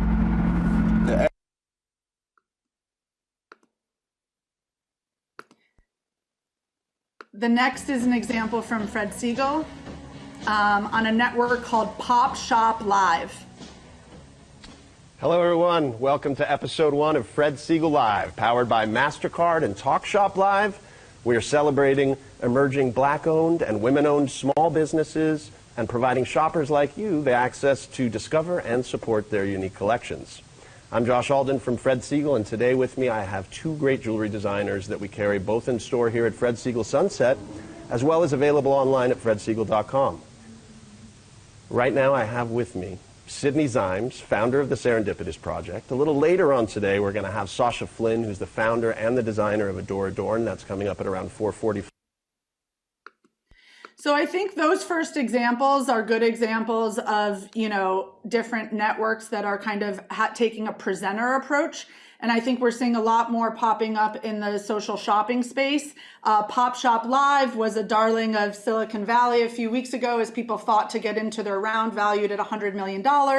Dare I say, it's almost a little bit like QVC and Etsy had a baby, and this is kind of the vibe of it. Look at my babies. Oh my God, that's so cute. Look at my babies.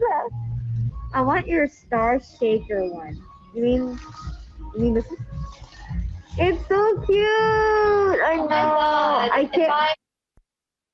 Another example that has been popping up around the industry is shop shops. This is someone in store. You can close it up like this and wear it like that so you get no wind in here. And then the last example is actually a company that I learned of through the business of fashion called Basic Space. This is a newer company out of LA. And I thought what was kind of interesting about this, in addition to doing live selling, is they have probably over 50 plus influencers and arbiters of taste across culture and fashion and music and art. And you really have people mixing together both new goods as well as, you know, existing previously owned goods. And you have everything from Adidas to Bottega to Xenia. So I thought that this was an interesting spin on kind of looking at selling in different ways. So without further ado, let's shift a little bit over to talking about our main event, which is a conversation with Camp founder Ben Kaufman. Full disclosure, he's my best friend and I'm on the board and I invested. So there is some bias there, but also as someone who follows a lot in the industry, I can say there's no better example that I've found out there of someone taking a really great integrated 360 degree approach. So I'm trying to click my slides, but I don't see them. We're going to play a video for you in a moment.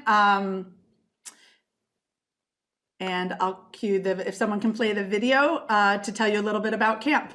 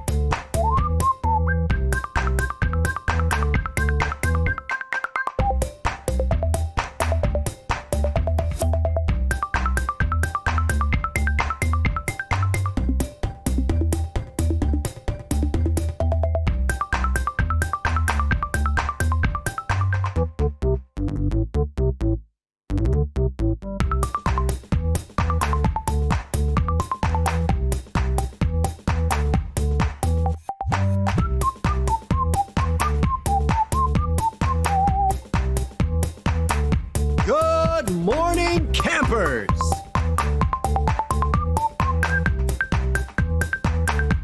Hey there, campers! It's me, Cody!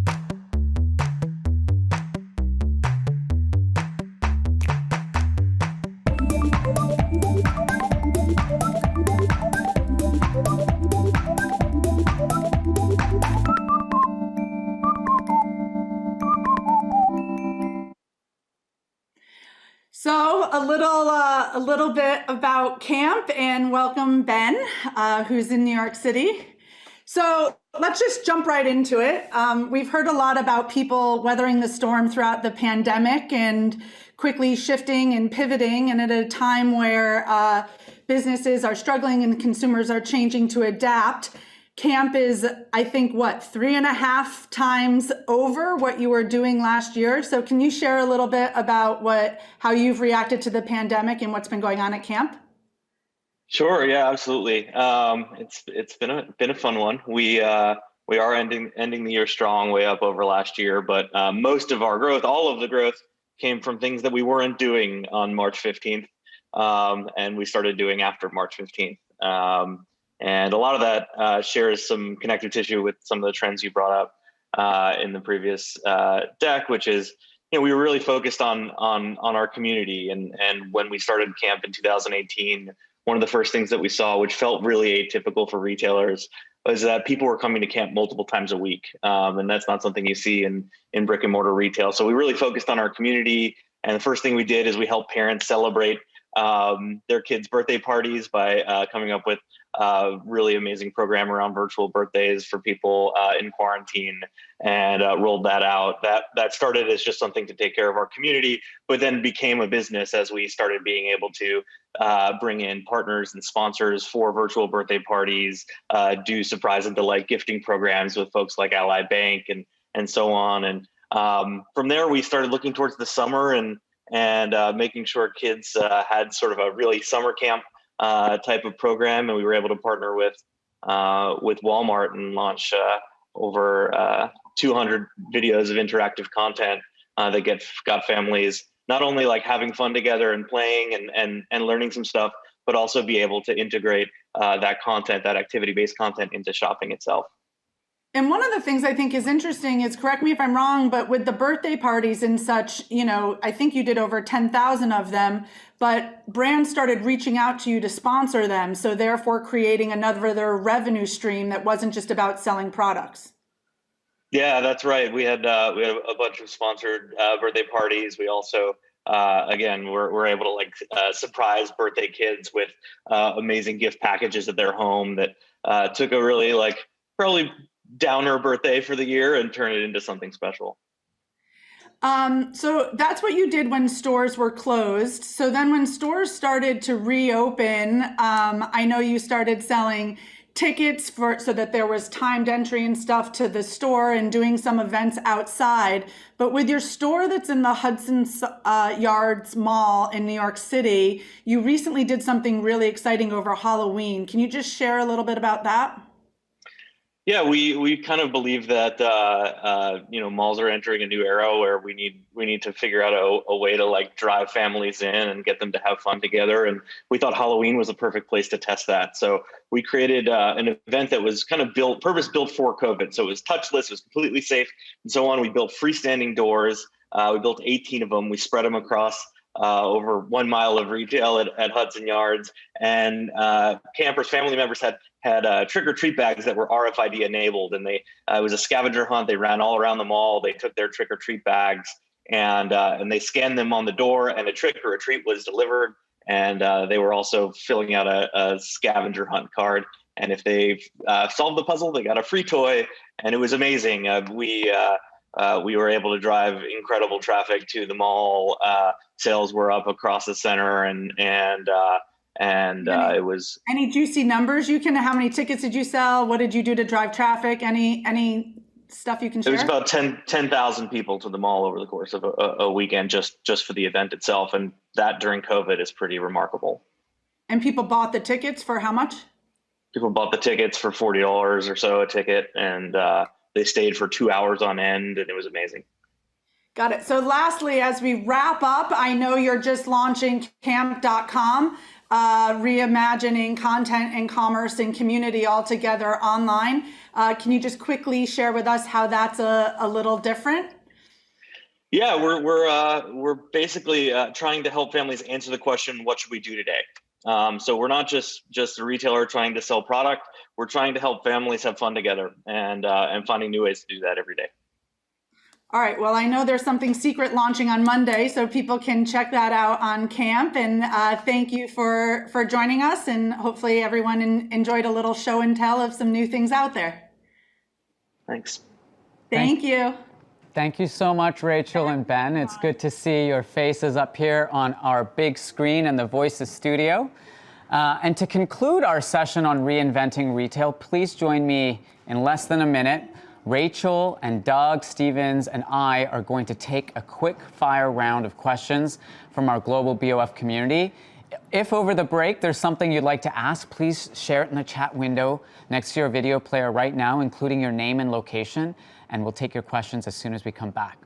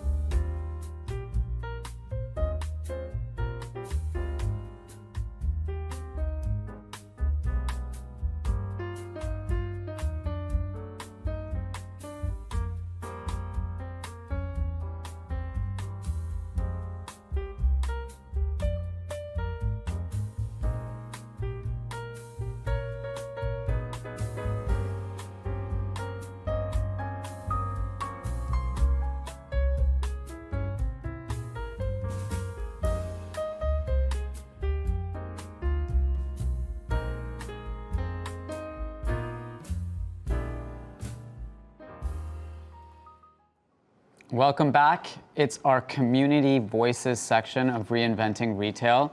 We have a few minutes to chat with Doug Stevens and Rachel Schechtman to sum up the session and take your questions. Hi Doug, Rachel, how are you?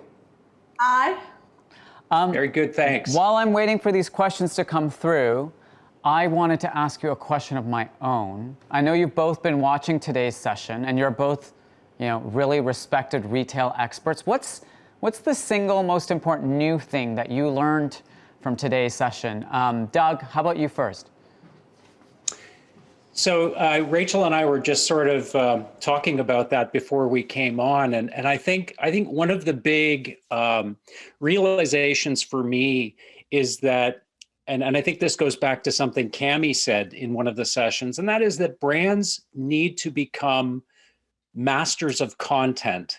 That really, when we think about it, experiences are really nothing more than a combination of physical and digital and sensorial content, right? That brands present to us, and that makes up an experience.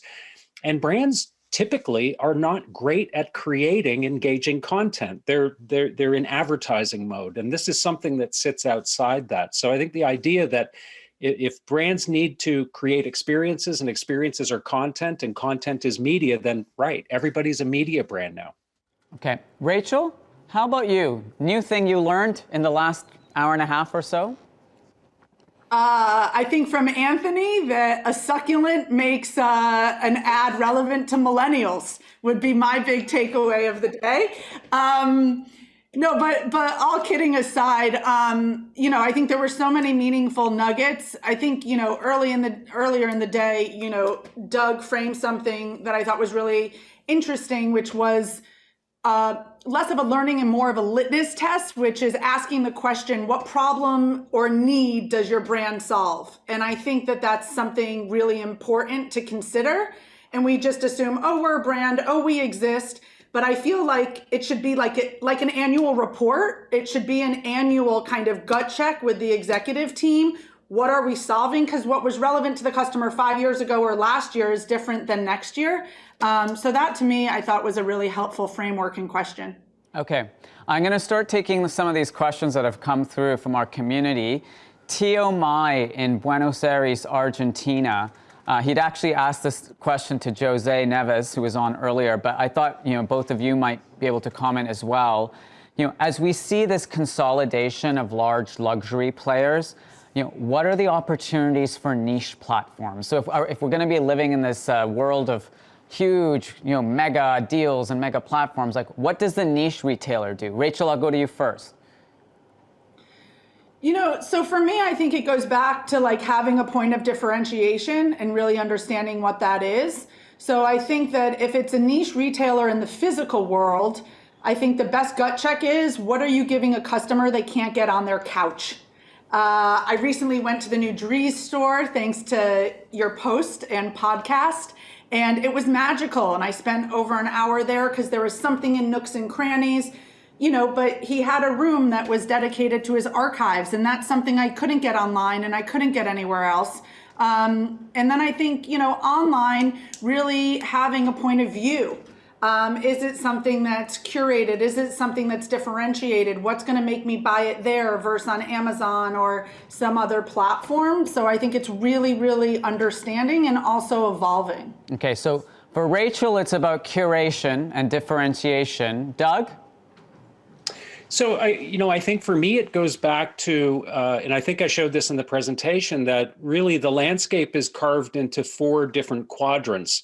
You have culture, you have entertainment, you have expertise, and then product. And I think for any niche brand, there's an opportunity to go super deep within one of those quadrants. So if your point of differentiation happens to be around the cultural aspect of what you sell, then go super deep into that, tell a super deep story. You won't appeal to everyone, but the people you do appeal to will love you for that. So it's really choosing one of those quadrants and then determining to tell a much deeper story within that.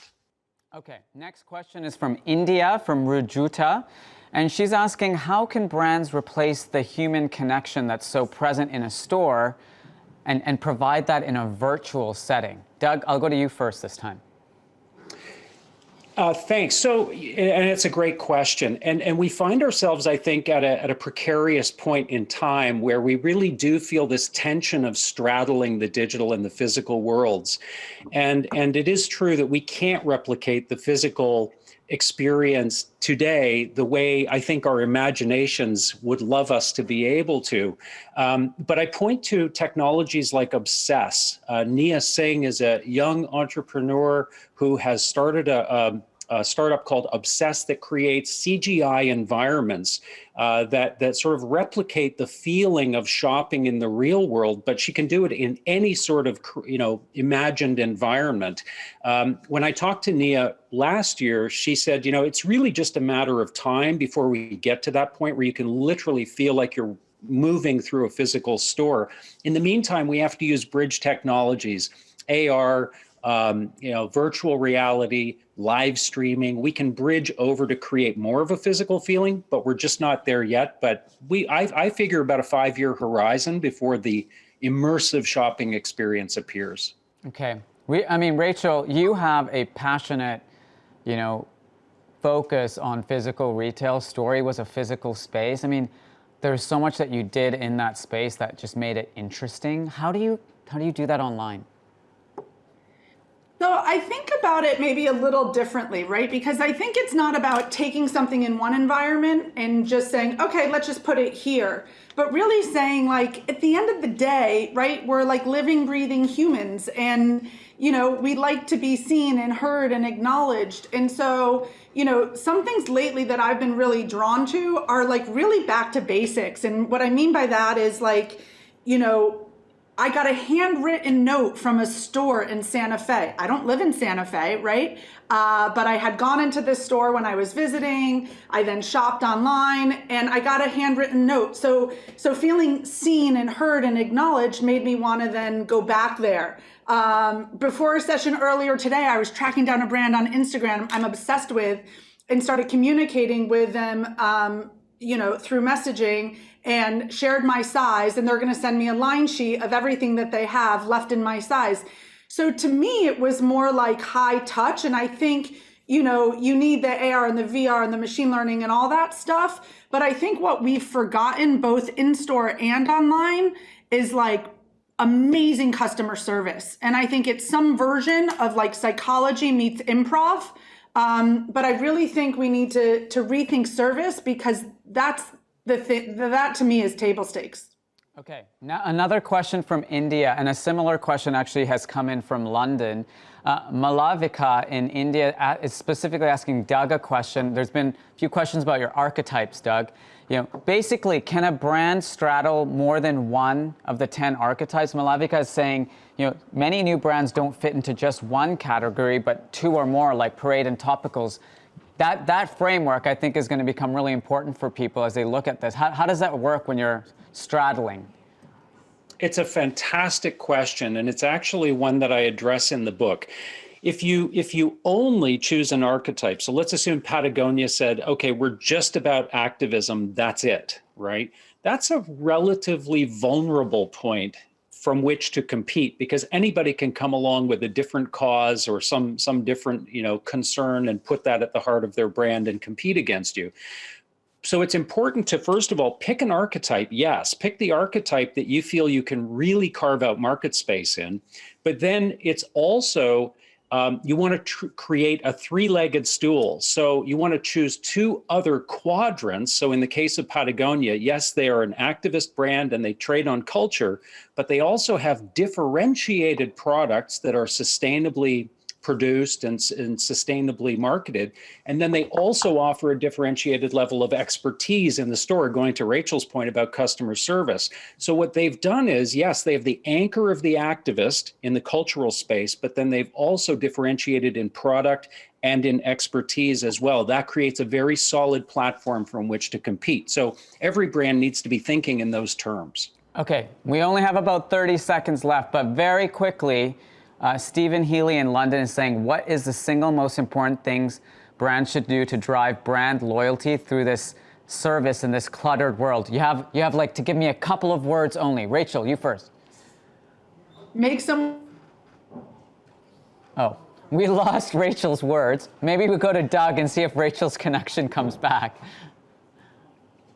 I think that you have to focus on I think the first step is really giving a shit. Giving a shit. I don't just giving a shit. Yeah. All right. Give a shit about the customer and your business and making a difference in that customer's life. That's a great start. Okay, Rachel, do you want to go again just because we missed you there? Yeah, it was basically just make someone feel seen and heard, make it personal. Okay, perfect. You guys are awesome. I hope that we'll all be able to gather in person someday soon, but this was a nice virtual catch-up. Thanks, Doug, Rachel, for your time today. Thank you, Aaron. Okay, so that brings us to the close of our session on reinventing retail. Thank you to all of our fantastic speakers for their contributions. There's just one session to go at Voices 2020.